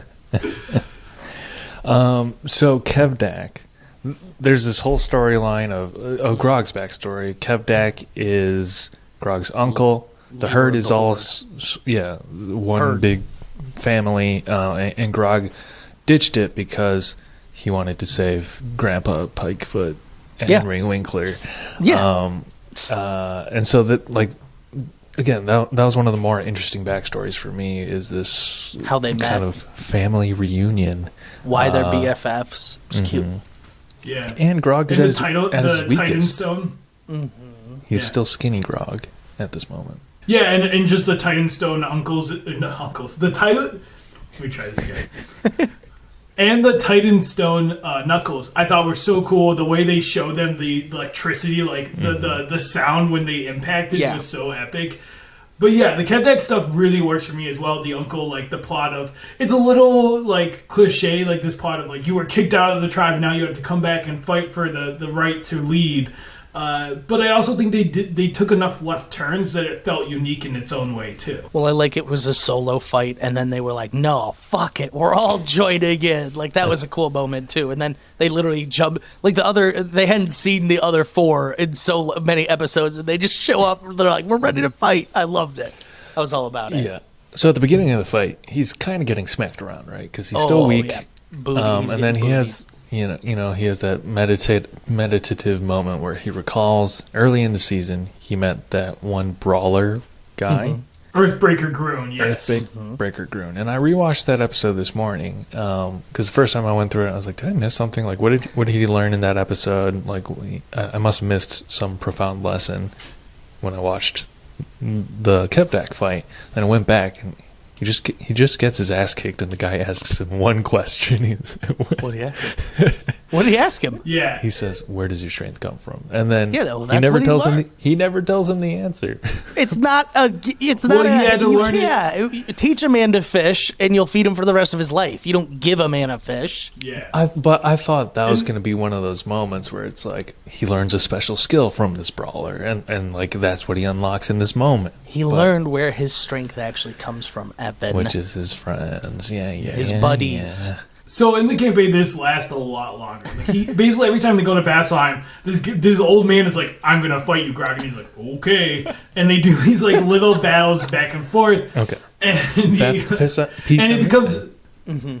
Yeah, it does become like a bigger thing, and it's They like fight every time. I want to say, but he is very like ambiguous like that, where he's just like, "You're on the steps now," and Grog's like, "Oh, okay, I guess I'm doing this." Like, he's basically taking a religious path without knowing he is. Like this Stormbreaker, he's becoming part of them a little bit. Learns some monk skills. Like this is a monk that we're talking about.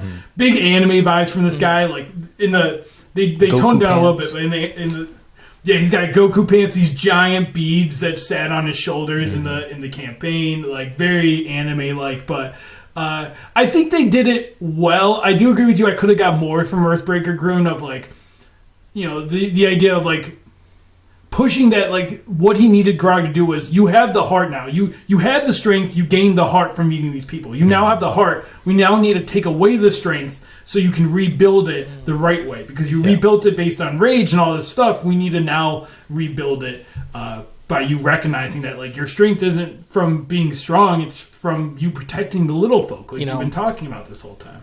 Now that we're talking about it, though, didn't Pike's strength also come from her friends? Is that a common theme? Maybe is that where all strength comes from? Maybe we didn't know this. Maybe it was the friends we made along the way. I think that's a theme in Naruto too. Friendship gives you power.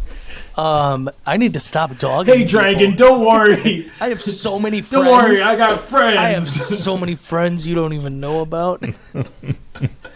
No, but I did really like this fight. It's just the stakes that were there. The action, like Tommy said, there's a lot of helping each other in combos. It's really smooth. It's one of the better. I mean, this whole season, this is one of the strengths of the show, is the action sequences are top notch. So, but this is one of the better fights. So, and it's, I mean, in any other season, this could have been a climax, and I think that's kind of what we're getting at. Is this felt like it was almost the climax of the season? It was an overarching theme, but that's only episode 10. We still have 2 more episodes where they need to fight the El Acid Dragon. I mean, this was by far the coolest fight scene in the season, and you know, I recognize animation, they're like production budgets, and it feels like, you know, this fight scene got a little more love, probably a little more budget than some of the other ones. It looks more like the actual theme song, like level of animation for the show. I just felt that the through line of him meeting the monk to this final fight, him recognizing his power. Yeah, it was muddied. It wasn't really there. It was sort of missing, and I figured it was probably missing because we're missing hundreds of hours of additional context. Yeah. So what happens in the he wins this fight. He gets the Titan Stone, the Infinity Gauntlets. The Horde or Horde? I keep mixing it up. Herd. Yeah. I think a Horde sounds more scary. So he's the de facto leader now? Yeah, hell yeah, that's how it works. He gives it up to he does, and then he gives it up because he wants to go adventure with his buddies still. Yeah. He gives it to his cousin Sandor, who was already trying to fight his dad. But he never did. So. But it's not like in Pokemon, you don't beat the gym leader and then you're like, I'm going to stay in Pewter City now and be the gym leader. Like, he's like, I got to go. I need to pawn this title off on someone else. So he's like, my cousin, perfect example here. So, yeah, I thought this was great. But like I said, I think you could have made almost a whole season around this. So it was a really good storyline. And we're getting here to the end. They fight this. They finally go back. I think before anything, they have like the moral dilemma of should they run or should they like, I guess that's at the end of episode 11. Like, should we run or should we go on and continue to fight this beast injured? And I think a big one of the people that are talking about that is Scanlan. And that's something to keep tracking, is just how much Scanlan is like fighting these two sides of himself. This new heroic side that he's now becoming, or this side that always wants to run away, that always believes he can't win the fight. And he struggles with that because is it his daughter that sort of leaves him with that dig or burn? Yeah. Yeah. It is. Yeah. And so Scanlan, though, one of the vestiges, Tommy, fill me in here. It's a sword, but does it have the spell on it that it is like an immovable pole? So, so the sword he gets from Kaylee. That's a different sword than Stormbreaker? Mythbreaker. Mythcarver. Carver. So there's two. Myth Carver, yes. Sorry, Sorry. Myth Carver is his vestige. He also has the sword from Kalia that she won't take back because he touched it now and she wants nothing to do with things that came from him. So that sword is basically, it's in place of a couple items, specifically the immovable rod, which is a very iconic D&D item. Yeah, so if you place this sword, it will not move. So they did this in the campaign. They did the immovable rod inside of Umbersil. They didn't go through the butt in the campaign. They just dimension doored, but the butt was way easier to. They Ant-Man did. Yeah. Some call the butt the dimension door to the soul. I like they keyed it up. Scanlan was like, I'll shove this pill up Grog's butt. Like I know how to work both holes, like both ends or whatever. Yeah. Just love Scanlan. Like his crudeness was, and like his dirtiness was just much more matter of fact instead of like trying to shock us. In this time, I felt like it was more like natural than like here's a gross thing just to tell you a gross thing. Exactly. But Myth Carver, to give you a little bit of that, it's given by the knowledge, the god of knowledge and stuff, which is also like connected to the Sphinx, which is also why like him and Cam's relationship makes sense because Scanlan, like without giving too much forward stuff, the god of knowledge becomes a big thing for Scanlan. This is definitely something he pursues, and like having Myth Carver makes a lot of sense. And we see it like it can sense the other vestiges. We see it both in his visions and in how Umbersil uses it, where it like literally like shows you where they are at all times, which will obviously be very helpful as they continue to look for vestiges. And then there's something with the damage. It can do like extra damage, like we see. Obviously there's an epicness to what we see with Umbersil. Fun fact, Scanlan/Sam uses this one time in the entire campaign. Why? I think Sam's a newer D&D player. I think he gets very used to the spells he's using that he just keeps forgetting to use it. Interesting. I really like Sam though. Throughout the campaigns, he's usually one of my favorites. Would you say he's your favorite character? Oh, no. Are we still kicking that can? Not there yet. Not there yet. We got one more episode. All right. You guys are going to be so upset. Okay, so this last episode, they decide, Scanlan's like, we need to run. Let's go heal and come back. They're like, no, but he's going to heal. We need to take him on now. And he's basically outnumbered, and he's got to fight that urge to run. Even all his friends are telling him to fight, and he's still like, no, we got to run. Got to run. I mean, listen, it's a scary dragon. Yeah, well, it spits poison. I would be terrified. I can't. Like acid? You kidding me? Can't do anything against that. So props to them. Acid rain, here it comes. It's good. Thought you were going to go Chance the Rapper, Acid Rain. Oh, no. Okay, and so... We're an Eminem rapper podcast. We're pro Eminem. But yeah, I mean, it's a lot of action here at the end. It's a lot of chop, soup, up the dragon butt, sword. And I love the sword in the stomach, popping out of the stomach of the dragon, taking him on, chasing. It's good. It's great action, but it's very wrappy up of this Umbersil. Matt does an amazing job of voicing Umbersil. Matt's one of the great voice actors through it. He voices a few different things, I think, correct? Yeah, he voices a lot of different things. He voices Craven's Edge. He's always around, but Umbersil is definitely his big one, and he talks about it as like, it's kind of gross, but he's like, I would drink milk before every recording to give that kind of like that sloshing grossness to Umbersil's oh my voice. God, Yeah. I hate that. I could have gone my whole life and never known that. I would have been so happy. I don't like milk. That's a good fun fact. Would you say that's your favorite character? Yeah, is that your... No. I've got a proposition for there. you. If we're not there, in the spirit we can be there. of the show, let's do it. Let's do it. Tommy, what do you got? Just real quick, do you want to talk about the end? Yeah, like Thordak reveal and the Keeper Yesin, and then we can get to this big hype favorite character. I've got an alternative proposition for you. Okay. In the spirit of the show we're covering, what skill would this be? Perception? What would I need to roll? Oh, you want to roll? Oh, okay. Yeah. Tommy, give him a roll, and if he gets it right, I'll answer it correctly. Yeah. So you're trying to guess off, like, you're trying to read his mannerisms to try to figure out... Oh, my God. Which is his favorite. I'm going to say this is an insight check. All right, insight check, Tommy. You're going to use, or Evan, do an insight check. I'm going to give you advantage since you've known Alex for so long. You can just read him really well. That's good. Real. All right. So you get to roll 2 rolls. 2 rolls. and the we'll take the D20? higher. Yep. Okay. This is so exciting. for our listeners. Okay, you got a 14. I First think that roll might is a do it. 14. Okay, that's pretty good. Go ahead. Second roll is a 20. Nat 20! Nat 20, baby.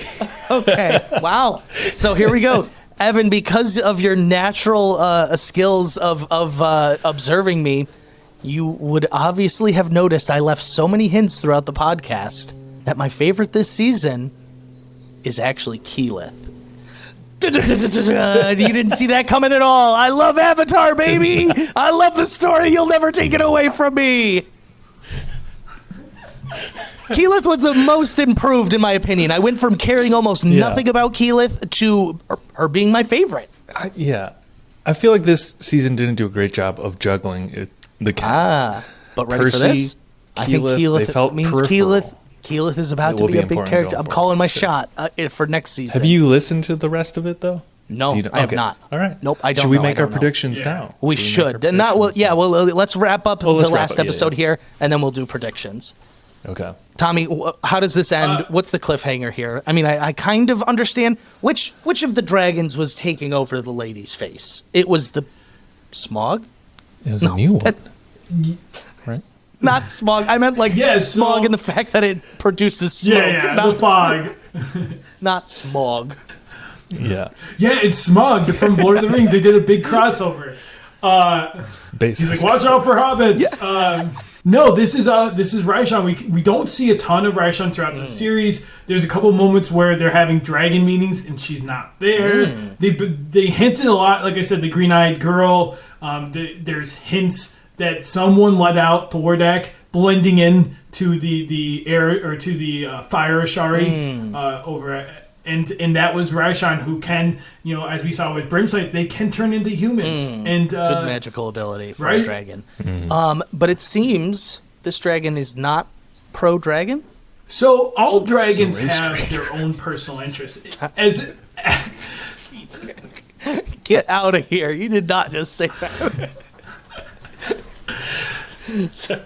As they mentioned in the first episode, dragons don't necessarily work together. It's a big deal that these dragons are all working together. They also have their own interest. And at a certain point, you kind of could see the writing on the wall. They're probably going to break apart and try to get a one-up. I don't think all of them were happy that the Cinder King is the Cinder King, and Raishan is one of those. It seems like Raishan wants to make her own deals to end up on top after the end of this. We saw Umbersoul's big personal thing was the messages. He felt that was the way to go to succeed in this. And in Cinder King's is what we see at the end here is there's a whole bunch of babies now in Oman. That's what he needed the gold for is right. To fuel the babies. My complaint at the end of season 1, I even mentioned it at the top here, is it was like we beat a dragon and then it was like, oh, more dragons is the cliffhanger. They did it to us again. They were like, all right, we have 4 dragons here. And then they were like, the cliffhanger, more dragon eggs. I was like, you're joking. Yeah. So based on that, my prediction Evan's is like, I have a prediction. more dragons and even more backstory. I thought you were going to say more dungeons, too. No, No, but I that being said, I didn't actually make that connection until Tommy just brought up the dragon eggs. I was like, oh, this is funny. But that's funny. But I would say about Raishan and specifically with here we see it's Keeper Yenin. In the campaign it was someone known as Seeker Asum who was part of the council and he was constantly helping them and like the conversation is always like, when did Raishan take over? Because I don't think she did it in the beginning. I think it's more towards the end. And what does this mean? What is her? She's clearly connected to the group. She was the eye. In the first ever episode of season 1, she was the eye, we find out. Obviously, her and Keyleth seem to have some, every time Keyleth and her seem to get into a little bit of spat, keep tracking that, I would say. And Interesting. Some other stuff with Raishan. Interesting. Okay. I'm intrigued. They got me again. I think I liked season 1 more than season 2, but I think this had a lot of strengths this season, and I'm excited for more, knowing that they're going to have 6 seasons in a movie. Tommy's prediction. Just kidding. Yeah, I would have to agree. I enjoyed season 1 more I think that, obviously they're trying to pack a lot of story into this. And so a lot of it felt underserved. I loved the Grog stuff. So hopefully season 3 will give them room to, a little more breathing room. Who's your guys' favorite character? I shared mine. Do I have to roll to get this out of you? Tommy, do you want to go first? Yeah, I would say for me, right now, because there's so, I think Scanlan for me a little bit. I like what they're doing. I think they're starting to transition them well, especially knowing what I know. Grog is someone that I had loved this season. I think, to your guys' points, the Kevdak stuff really worked for me. The plot of him being this so afraid, being the big guy who was so little, so small, and the falling for Craven Edge really worked for me this season. Yeah. Grog is my clear favorite. The one time I did do a campaign, I was like a half orc, something half That's human. right. So you similar, relate to him. similar. Yeah, I like the, I guess, somewhat religious path he's might be going down. Is that like a brawler class thing with Stormbreaker? A monk. It's, Earthbreaker Groon is a monk. Okay. Yeah, I like where that's headed, and hopefully we get more of that. Do you have a favorite new character? We got a lot of new people. We got Pop, we got Kevdak, we got Kasha, we got Zara. It's the Sphinx. Oh, the Sphinx! I love the Sphinx. The Sphinx or the dragon, Umbrasyl. One of the Sphinx died, right? Is it the second Sphinx that died? Cam. The second one died. The second one definitely died. Yeah. Which didn't happen in the campaign, but we never see Cam again, so it's kind of like, all right, I guess. A rewrite. That's tough. I would say maybe the Will Friedle character. He's a little sketchy, but they worked together, even though they sort of had competing interests. I liked that dynamic. Can't remember his name. Gamelli. I like Scanlan's Garmelli. hot daughter. Just kidding. So does Scanlan. Well, Sam, so I watch all the watch parties, and Sam recently talked about this. He's like, yeah, so that was kind of hard because we get this actress in. I'm also the voice director for her. So I say, hey, you're going to play this scene where your dad's going to try to sleep with you. And I'm your dad, and I came up with this. And I'm so sorry. This is all from me, so I'm sorry. Yeah. Yeah.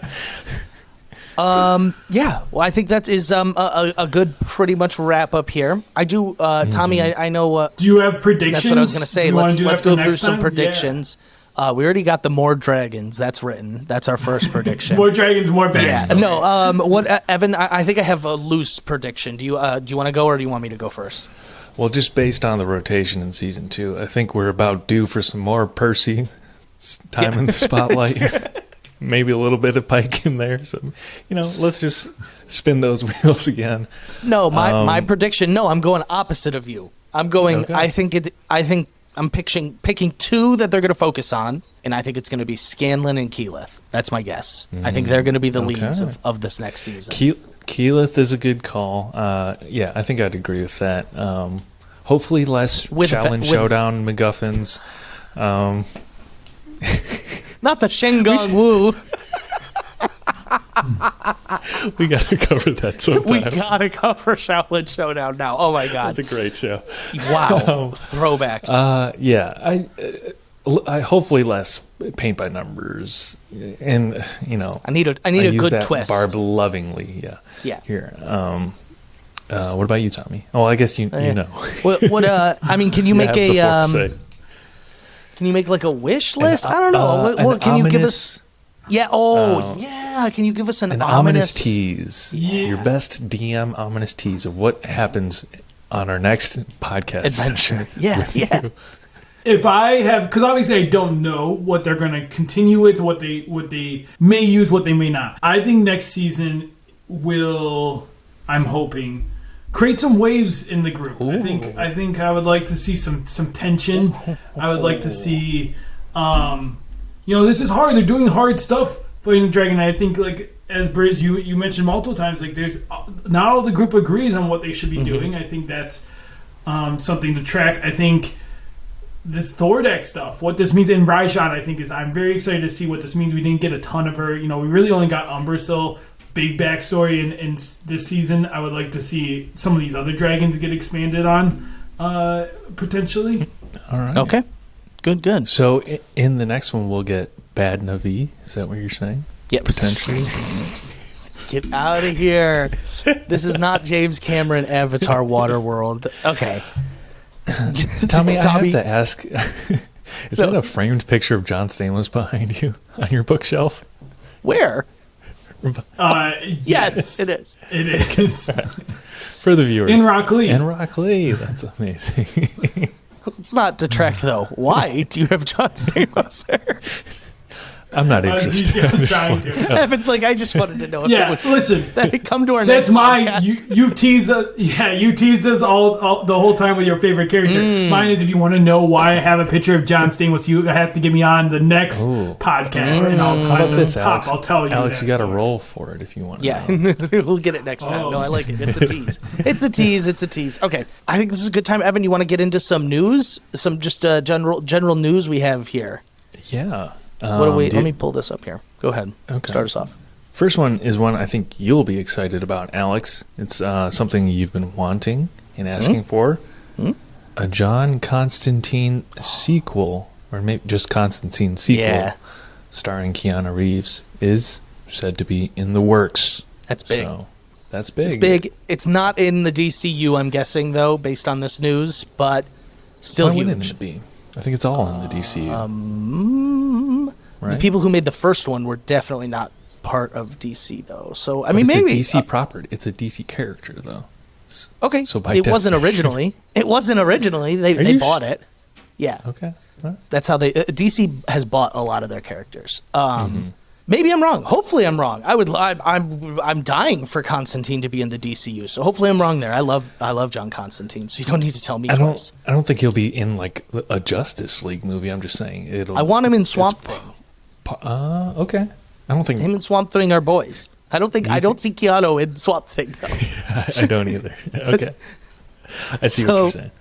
It's good news though. Any Constantine's good Constantine. I've never seen his first one. What did that come out like 2007? No, I think sooner, long before that. No, maybe not long before, but I think it's before that. Yeah, it's an old movie. It's good. It's good. I'll leave it at that. It's good. You sound It's not like very the best. assured about that. It's not like the best movie. It's good. It's a Okay. good movie though. Here's one. I think this is exciting. Something we've covered is getting a live action remake. And it's not the one Evan's thinking about because I know what he's laughing about. We got two news. Oh. The first one is How to Train Your Dragon is getting a live action remake. I know. Exciting. Thoughts, Tommy? That's exciting. I was just talking about rewatching that trilogy just yesterday. It's more than a trilogy, Tommy. Let me tell you. The How to Train Your Dragons. What has it it a TV become since series? I've been gone? There's, they have it. there's like 4 or 5 movies and like 2 separate TV series. Probably some Yeah. video games. Are we getting? Is it too much training your dragon? Is the dragon already trained?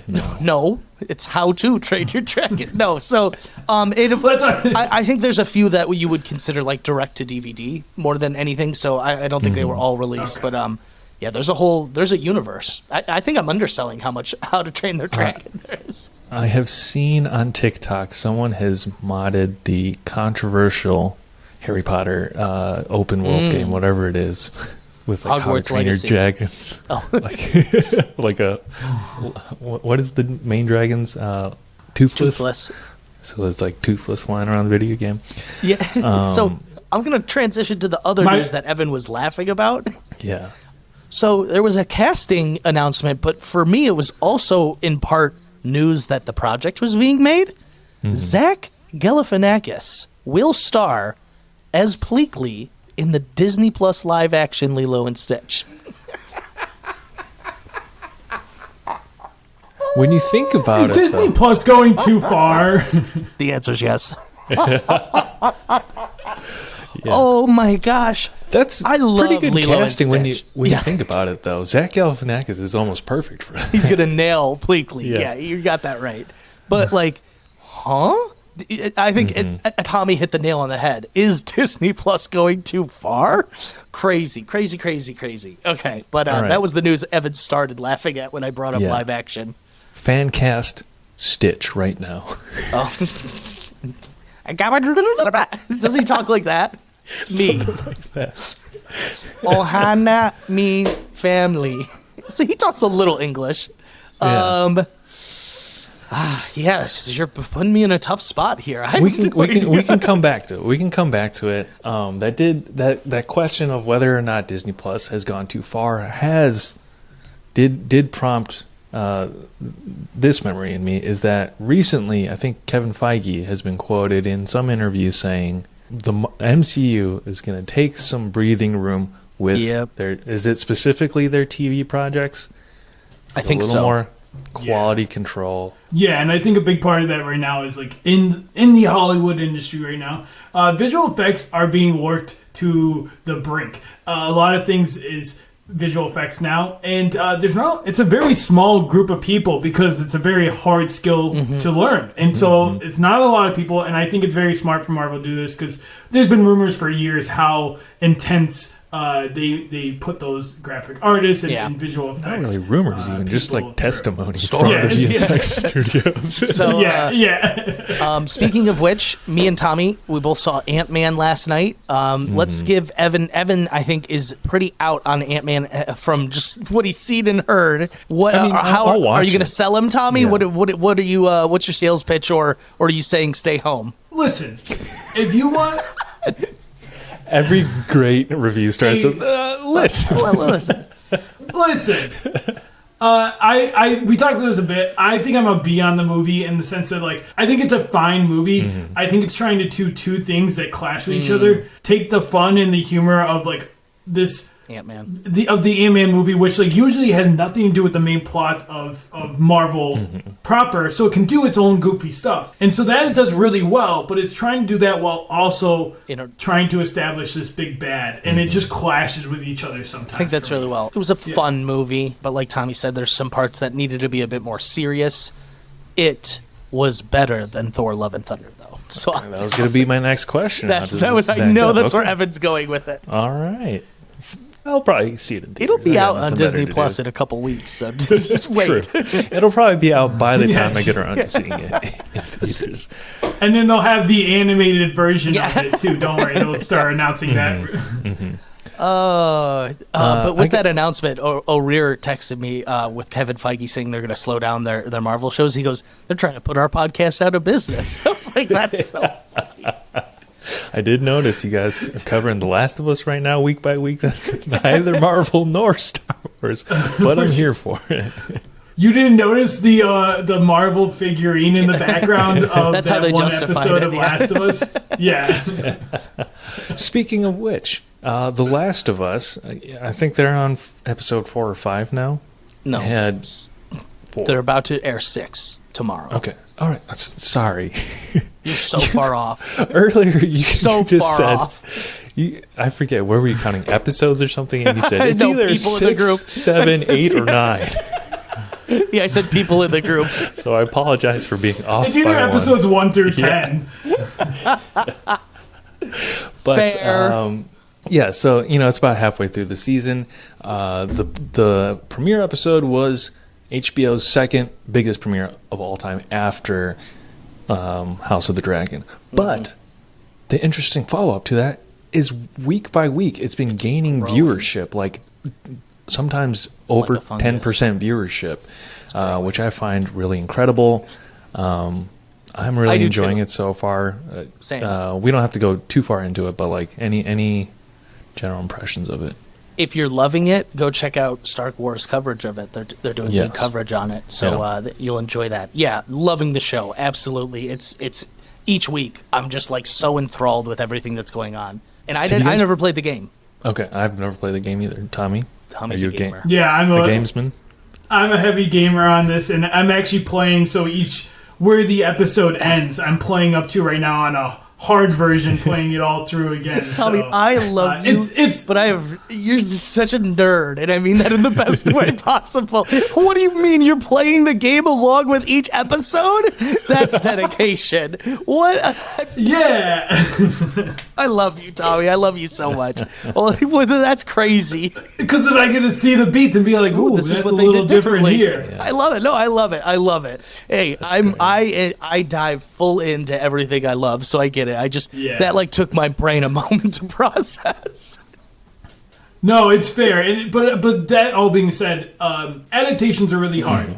And I think this is doing a really good job of mixing in new stuff, like episode 3, which is almost entirely new stuff, and mixing in the video game stuff. There's, we talk about with Vox Machina of like watching things compared to the campaign. There's a lot of really good videos of Last of Us compared to like Last of Us video game, and some of them are like beat for beat the same thing. Like it's incredible what they've been able to do over there. Nice. Loving it. That's great. Well, I feel like most the gamesmen love it too. So, good sign of a good adaptation. So, I think this is probably a good place to wrap us up here. I got one more story. And it's a short one. That's fine. Go ahead. Super Mario Bros. Movie. Oh yeah. They announced their runtime. Okay. 1 hour and 32 minutes. Whoa. Chef's kiss. Beautiful. Unheard of in this day and age. Away. 90-minute movie? Oh, be still my heart. They've guaranteed I'm going to see it twice now. Okay, so yeah. I'm nervous, guys. Do tell. Tell us your concern. Trailers look good, and that's the point. I'm waiting for the other shoe to drop. Something. This movie has... Tommy's mortal enemy is the trailer. I'm not even joking, guys. It's true. Let's go and get all the messages so we can take down trailers. Tommy doesn't watch most trailers. Yes, but I did see this one, and it looks good, but that's what makes me nervous. We're also seeing very little Chris Pratt, which really makes me feel like his character is going to be terrible. You're right. They've only given us the one. Here we go. Yeah. They're focusing on the other people to be like, don't worry about Chris Pratt. Seth Rogen, get through it. Charlie Day. Look. Yeah. Mario's just super religious in this movie and keeps his political views close to his chest as opposed to all of his other castmates. Oh, no. Too real. Okay. Now, I think it's a good time to wrap up. Okay. Tommy, first and foremost, thank you so much for being here. Always a pleasure. Our resident D&D expert, our local friend. Tommy, where can people find you, listen to you? Where do you want them to go from here? Hey, I'm out there in the world. Come listen to me on the Star Wars podcast if you like shenanigans. And maybe sometimes we talk about Marvel when we're not talking about The Last of Us. Also, I'm on the Twitter, barely. You can find me, Tommy's Tidbits. Are you, Tommy? I don't tweet. I sometimes like D&D stuff. Very rarely will you see me liking things, but when I do, it's a big deal because I don't give out those likes for free. He doesn't. He'll make you pay. Tommy. And then when you ask, I make sure to like every single photo you've ever asked me to like in one foul swoop, just so you know, hey, I'm doing this just for you. Tommy's a good friend in that way. Thank you again for being here. Thank you for guiding us DM-wise through all the dungeons and all the dragons that we encountered today. It was really handy. Into a dragon this season. So, all right, listen. Thank you all for listening. We appreciate you guys so much. If you love this podcast and are looking for extra ways you can support us, we do, in our Snip feed, actually have a little support the pod a tab there where you can leave us a little tip. If you don't want to do that, do not worry. You're already supporting us in the best way possible just by listening. So thank you for being here. If, speaking of listening, if you want to listen to more of us, check out our old episodes on Apple, Spotify, as well as YouTube. You can follow us at 2 Dudes Watch Cartoons on both Instagram and TikTok. And, please remember to like, subscribe, leave a review, whatever you're listening on. Make sure it's 5 stars or nothing else. But thank you again for being here. That'll do it for this episode of 2 Dudes Watch Cartoons. We will catch you next time. 2 dudes watch cartoons. Yeah.